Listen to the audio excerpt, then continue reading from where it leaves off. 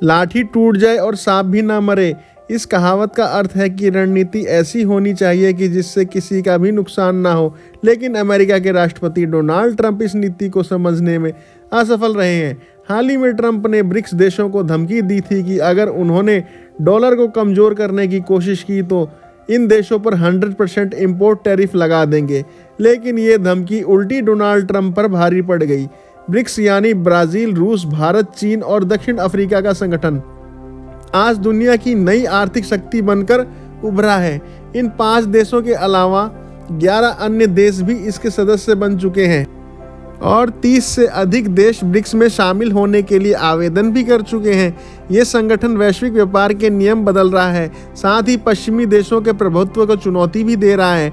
हाल ही में ब्रिक्स देशों ने एक प्रकार की ब्रिक्स करेंसी लॉन्च करने की संभावनाओं पर चर्चा की। ये करेंसी इन देशों के बीच व्यापार के लिए इस्तेमाल होगी ताकि अमेरिकी डॉलर पर निर्भरता कम हो सके। इसके अलावा ब्रिक्स देश एक डिजिटल पेमेंट सिस्टम डेवलप करने पर विचार कर रहे हैं जो स्विफ्ट पेमेंट का विकल्प होगा। अमेरिका का प्रभुत्व डॉलर और स्विफ्ट सिस्टम पर आधारित है। अगर ब्रिक्स करेंसी लॉन्च होती है तो ये डॉलर के वर्चस्व को मिट्टी में मिला सकती है। इसलिए डोनाल्ड ट्रंप ने ब्रिक्स देशों को धमकी दी, अगर उन्होंने ऐसा कोई कदम उठाया तो डोनाल्ड ट्रंप 100% टैरिफ लगा देंगे। भारत जैसे देश जो हर साल 82 अरब डॉलर का सामान अमेरिका को निर्यात करते हैं, डोनाल्ड ट्रंप के इस कदम से प्रभावित हो सकते हैं। उदाहरण के लिए भारत मुख्य रूप से अमेरिका को कपड़े और ऑटो पार्ट भेजता है।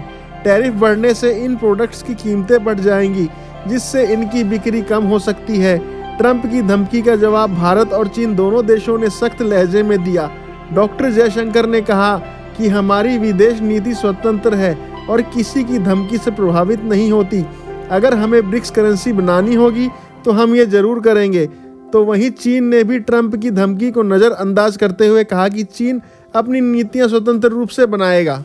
जैसे ही ब्रिक्स देशों ने अपनी ताकत दिखाई, ट्रंप प्रशासन ने अपनी धमकी वापस ले ली।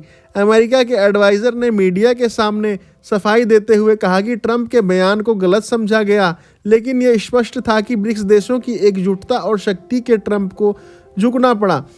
ब्रिक्स देशों की संयुक्त ताकत इतनी अधिक है कि अगर वे एकजुट होकर किसी आर्थिक फैसले पर अमल करें तो अमेरिका और यूरोप जैसे देश भी इससे बच नहीं सकते। आपको क्या लगता है कि क्या ब्रिक्स देशों को अपनी करेंसी या डिजिटल सिस्टम लॉन्च करना चाहिए?